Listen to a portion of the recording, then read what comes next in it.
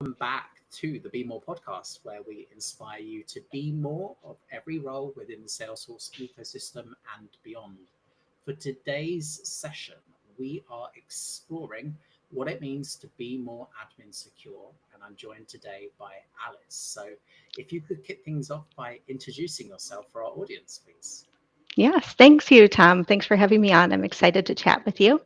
I'm Alice Jessop. I am a technical program manager and a former Salesforce admin, and I'm also an author of Salesforce Security and Admin's Guide. So I'm always happy to talk about all things security and Salesforce.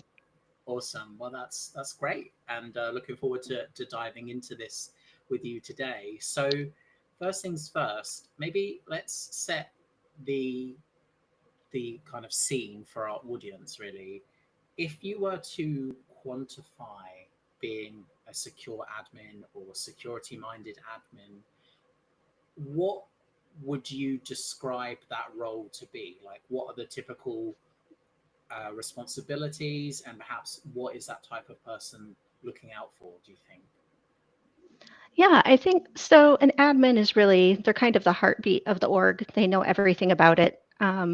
Everything from creating users to training users, seeing new developments. I think one thing that's sort of overlooked in a lot of orgs, unfortunately, are the security mechanisms Hmm. that some are available that just need to be configured if you understand what you're doing. And then another piece of it is understanding how to have a secure mindset. So, following the principle of least privilege and ensuring that builds go from design into production in the most secure way possible. So, I think there's just tons of opportunity for admins to sort of skill up on security and really make themselves stand out as not just another admin, but someone who's really providing value beyond their role to the company. Okay, awesome. Well, that's fab. And I think this also extends to somebody that like keeps up to date on the goings on in the platform, the new features, and perhaps kind of new issues that arise over time as well, right? Yes. So release updates, if you Yeah. don't test those out in a sandbox, you may have an unpleasant surprise when suddenly they're enforced and you're not ready for it. Yeah. There's the health check that can kind of help you keep an eye on your org. There are also some different tools that Salesforce is now coming out with to kind of help you monitor security in the org. For example, a huge risk is users with either system admin permissions or modify all, because you could do anything you want in the org. You could delete all the data, and you have the access to do that. Yeah. And so that's another thing. It's like such a small thing, but it can have such a big impact. So there's ample opportunity if you know where to go to get the information. Yeah, awesome. Well, that's great. And maybe we'll dive into a few of those as our conversation evolves today. So, thinking about this now and kind of focusing on the role as secure admin, what other people does a secure admin interact with in their day to day, do you think? So I would encourage, if you're a secure admin, I would encourage you to work with the developers. So as they're getting the requirements from their program managers or their technical program managers, make sure they're thinking about, enforcing sharing within their Apex classes, or they're not using SOQL injections. Make sure they're following or encourage them to follow the principle of least privilege. If they're setting up connected apps, you want to make sure they're doing that securely. So sometimes, just like how a dev would go through a code review with another dev, it's a great idea to just run it by a secure admin and get some feedback on, is this the best way we're going to deliver for our customers? Is this the most secure way we can do it? Hmm. Yeah, awesome. And I love the fact that you kind of teased us there with connected apps because Yes. something's happened with those recently, right? Oh my, I think so. Oh, my watch just went off. There was another data breach. Yeah.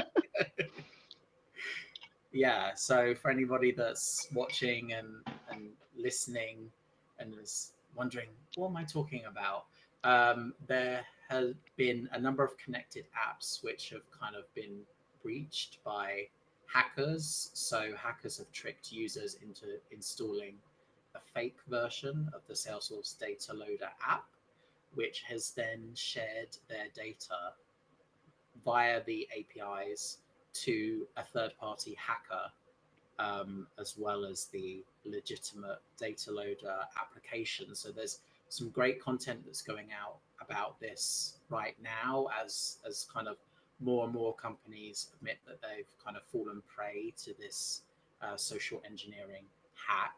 And in fact, one of those pieces is my own article on Salesforce about how to audit your connected apps.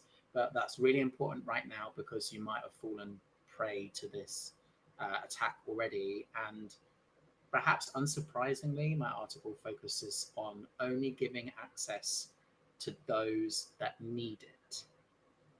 And you've Very, already, very important. yeah, and you've already mentioned that, right? And what was the term that you used for that? The principle of least privilege. Exactly. So Yeah. PULP, Okay. QLP. It's kind of awkward, PULP. Yeah. But actually, before we started speaking today, I was actually going by your article and auditing. Currently I run 5 different orgs, and there's one org that I'm just less familiar with. So I was following that article step by step and looking at the connected apps in that in this mystery org, just to make sure there wasn't anything standing out that was concerning. But I think it's also important to call out that these apps, the connected apps, were installed through social engineering. So Yes. it's not something that Salesforce could have prevented. It's that manipulation of the people who work within the company who don't realize they're being manipulated. And I think AI was used as part of that manipulation to get people to install this fake software, which Yeah. you realize that if it could happen at Google, I think what we're all thinking is it could happen anywhere. Yeah, totally. And it's not just Google. I think Google, Chanel, Pandora have all admitted that they've fallen prey to this brand of social engineering hacks. So I think it's important for everyone to kind of listen up and review. So stepping back now to the role of like a secure admin, Mhm. thinking about this role, like, does an admin realistically focus on security all the time?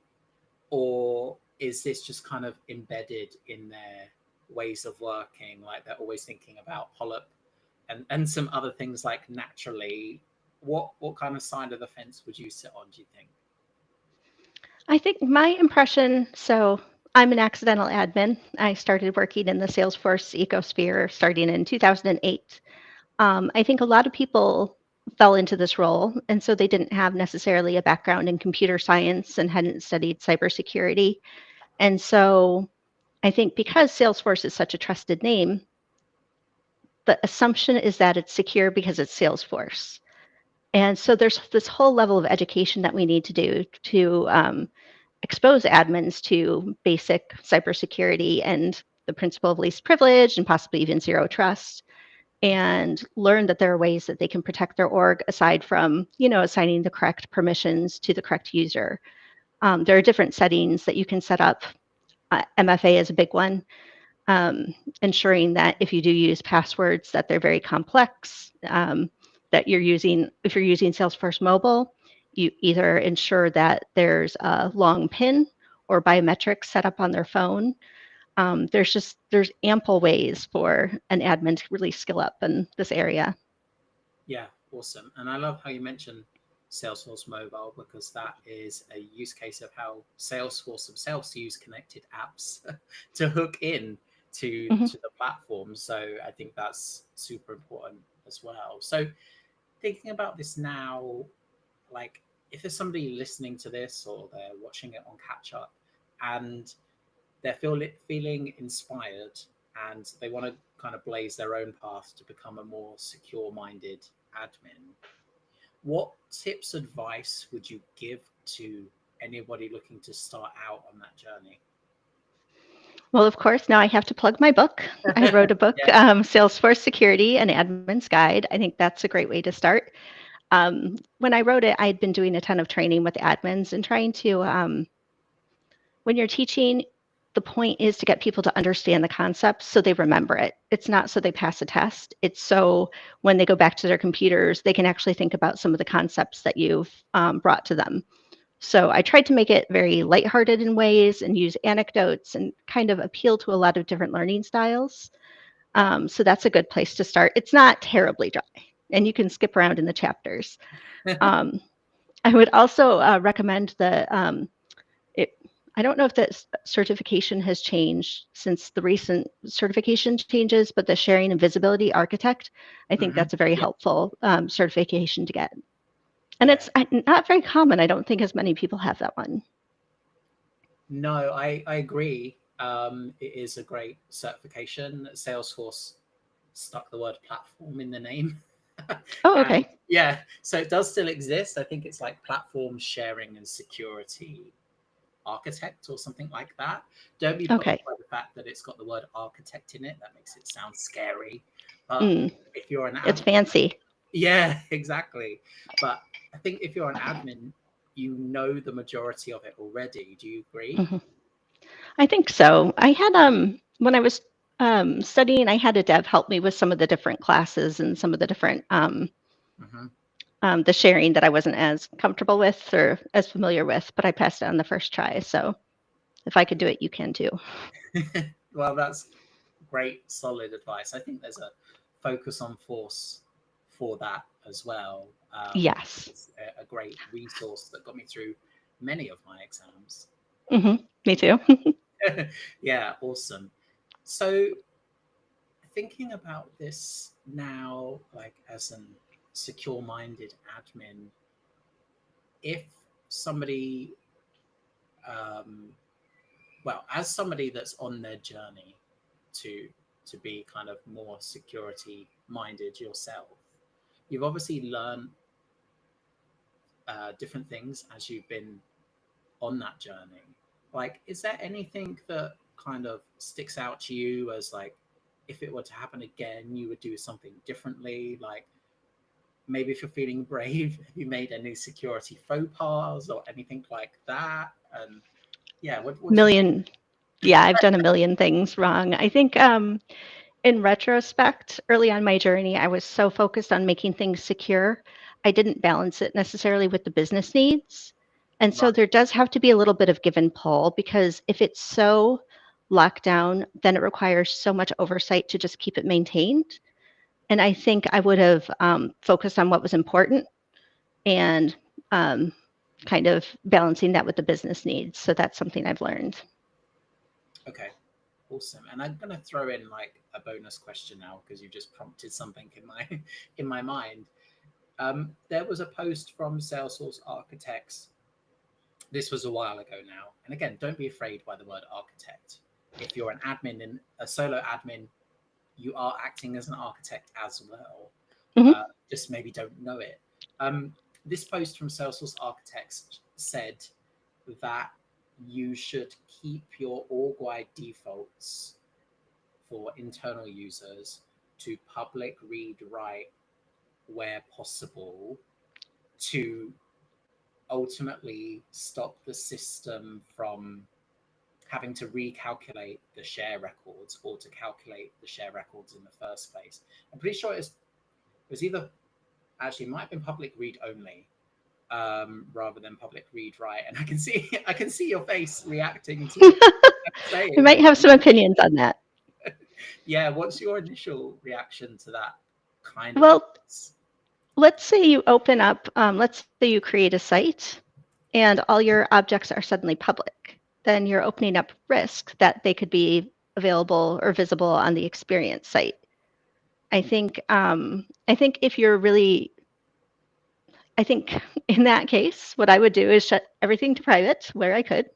I Hmm. think products are always public, but I would look at the sharing rules. Like, are you too granular with those? Can you combine some of them, clear some of them up? I don't think that's a good solution for recalculating, for running into issues when recalculating the sharing rules. Yeah. Okay. So I just to clarify what I said because I've found it now in the article that I was remembering. Set internal org-wide defaults to public read only. Unless your business deals with sensitive data, then use private.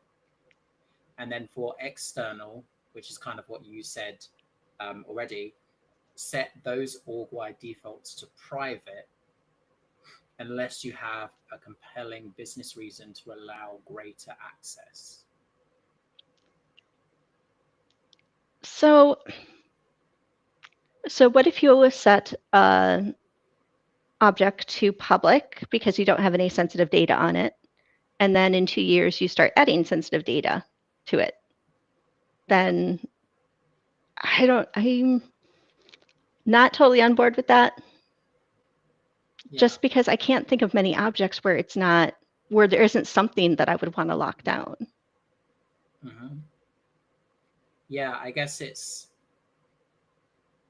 something with Salesforce Security is it's coupled with CRUD access to objects as well. So if you don't have CRUD access, then you can't see those records anyway, which is, I guess, part of the argument here.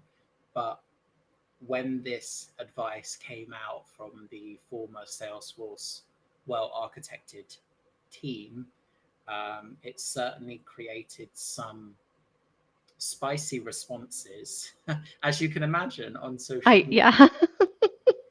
About whether or not people would or wouldn't do this. I would default on the secure side, but I'm a cautious person. Yeah.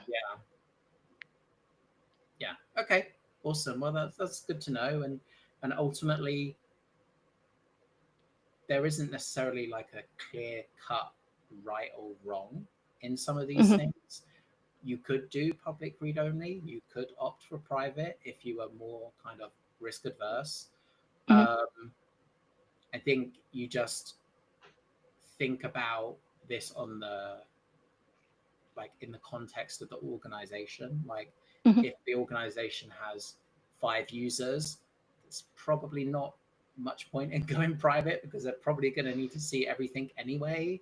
If your organization has lots of different users, different business units, then if you have connected apps that can access the data, that's a whole nother thing. Yeah, exactly. Okay, that's fab. But that's what's fun about security. It's not like black and white. Like there's nuance to it, and there's like trade-offs. So it's its own challenge. That's kind of what I enjoy about it. Yeah, exactly. And nothing like a spicy debate on social media about Salesforce security. I mean, this is awesome. Yeah, it was a great conversation, and there was lots of different opposing views. So yeah, it still exists out there somewhere on LinkedIn. I'll have to do some searching. Yeah, just exactly where it was. But thinking about this now, we've touched perhaps on some of these things already. But if you were to quantify or define skills or attributes it took to be more secure-minded, like as an admin, what words would you use to describe that person? So, when the thing that sort of triggered my interest is, so my father's a lawyer, my mother was a high school principal. I was very like rule bound. And then in the early 2000s, I was working in finance. And this was right before the collapse. So we would find out that a company was taking customer funds and trading on them without permission. So then the company would get shut down, and those assets would be bought by another company, and the economy was collapsing, and all these people were kind of getting ripped off by the customers were getting ripped off by these companies. So it just like that kind of triggered my indignation and wanting to protect customers. And I didn't, this was, years ago before we were even thinking about AI or anything. So I think it was, just kind of being meticulous and then being very customer focused and wanting to protect their data. So I could say I was doing everything I could for my customer. I think also just that I think I also enjoyed the trade-offs. And I think that's what some people have trouble with, because they just want to know black or white, should this be turned on or turned off? And it's not that simple. So I guess if you enjoy that challenge, then this is a good avenue for you to pursue. Okay. Yeah. Awesome. And do you think like curiosity comes into it as well? Like the power of asking why? What do you think? Absolutely. Yeah. Yeah, absolutely. Okay. Awesome. And then the unknown of like all these different attacks that can take place. And then you're always trying to stay one step ahead. But now with AI is steps ahead, and we're Hmm. still trying to play catch up. So it's I don't know, it's like a marathon, and we're constantly getting passed by another runner who's much faster. Yeah, I totally relate to that. Like just today, I was playing with an AI chatbot that was creating some flows in Salesforce Mhm. and some fields and things like that. And I was trying to convince it that it didn't need to create a new admin profile. It just needed to add the field level security into Mhm. the existing profile. Obviously, best practice now is to use permission sets, but I was just trying this out. I said, I asked it to add into the existing permission sets and it went off and created a new one. Oh, And I was like, like, so I need to work on my guidelines for that bot that I'm working with because it needs boundaries. But I'm mhm. definitely putting on my secure admin hat when I'm doing that and thinking, okay, Yeah, I need to tell it to use permission sets over profiles, and I need to tell it to use existing ones rather than create a whole new permission set for one field. In my mind, right. that's quite wasteful. That becomes a nightmare Absolutely. to maintain, right? Yeah, for sure. So, do you think, like, as a secure minded admin, you're thinking about how you can maintain the solution and how scalable the solution is as well? Do you think that's part of it too? Oh, absolutely. One thing I've been doing, I have an Agent Force Dev in my VS Code. So Okay. I'll ask it, okay, let's pull this profile and let's take all these permissions and move it onto a permission set. And then can we assign the permission set to these users instead of the profile? And it worked, but I mean, that can save a ton of time.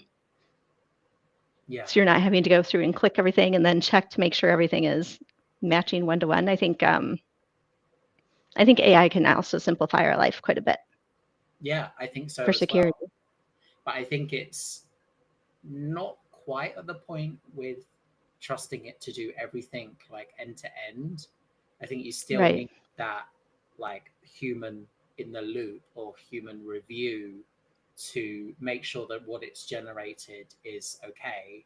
Because at one Yeah. point today, the AI chatbot I was working with tried to send a patch request against the admin profile, and I was like, Oh, "What are you doing?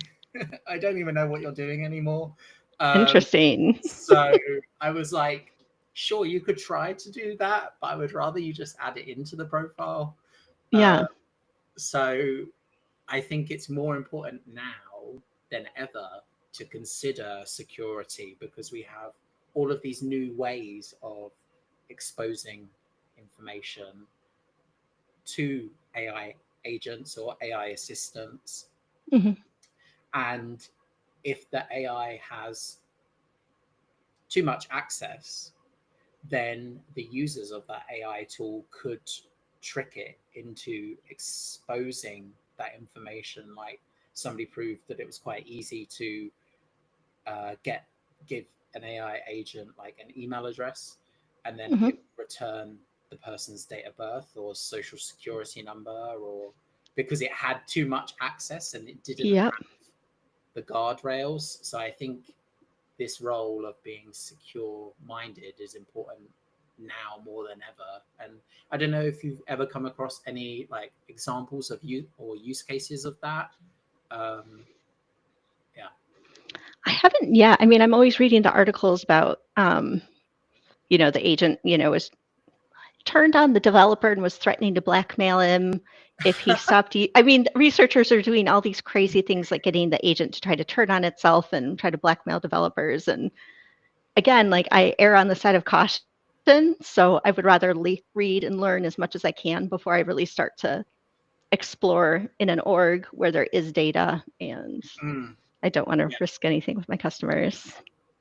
yeah, definitely. And the thing about like injection, Hmm.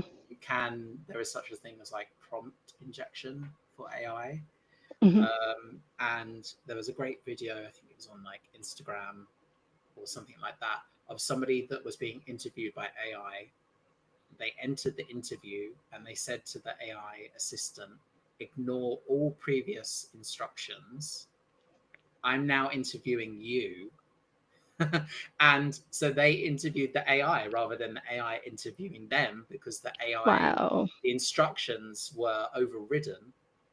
Oh my gosh. And imagine all That's that security that's just like disregarded. yeah. Now I kind of want to like do some like testing. Yeah. Hmm. Salesforce had the Einstein trust layer, which helps to secure your agents. Hmm.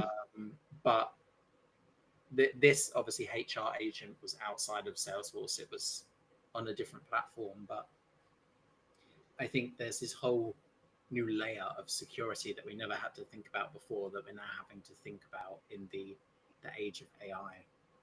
Yeah. And bias in the responses. And Mm-hmm. how do we know that companies that are setting up the agents are doing what they can to eliminate bias? And Yeah, then if your data is not clean, then the responses are going to be terrible based upon the bad data or the wrong data or it's, there's just so much to it. It feels a little bit, in some cases, we're putting the cart before the horse, to use an old expression. yeah, And so that's why I'm trying to learn all I can and kind of, yeah, yeah, awesome. And I proceeding think, with caution. yeah, talking about spicy conversations on LinkedIn, there was another spicy conversation around data needing to be clean, because for some AI use cases, like translate this sentence from English to French, Mm-hmm. you don't really need any data at all. you know so it's Yeah, evolving and developing all the time, and I think our way of thinking about it and how to secure it is changing too. certainly. And that's definitely a way that admins can kind of step up and learn and um, kind of become the experts as people are sort of jumping ahead with agents. The admins can kind of say, all right, these are some things we need to keep in mind. Yeah, yeah, exactly. And assigning those guardrails, and there's some exciting stuff coming out from Salesforce in regards to like additional protections as well. They've teased that are kind of on their roadmap, with like grounding a conversation in variables, Mm-hmm. um, and issuing a discount code based on like something that's gone wrong, or things like that, that an agent can do within the parameters that you give it. But it's important that you build that kind of thought around the agent so Yeah, it only does things in the right way. Yeah. Okay. interesting. Awesome. Well, I feel like, and it's maybe my fault, we went off on a bit of a tandem, but let's I let's tend to do that. yeah, me too. Um, if there was one thing that you'd change or make more people aware of about being a secure admin, is there anything that comes to mind? I would want everyone to know that nerdy stuff is cool. And that if they were back in high school and into nerd stuff, then they would have the most friends ever. I think it's just security is typically met with kind of an eye roll because Mhm. it's seen as like, hindering business or slowing things down. And I wish I could kind of disabuse everyone of that notion that it's doesn't have to be like that, but it in the long run it will provide a better experience for your customers. Yeah, yeah, exactly. I think that's a great thought to close out on. But before we do go, what's a way for people to connect with you and learn more about your content and the book? Oh, you can reach out to me on LinkedIn, and I also have a website where I blog, and that is alice-jessup.com. And I love connecting with people in the Ohana, so please feel free to reach out. Awesome. Well, great. Um, Let me try that again. Thanks again for your time today. I think it's been great to catch up. And yeah, hopefully we inspire some more secure minded admins. So thanks again. I hope so. This was such a pleasure. Thanks, Tom.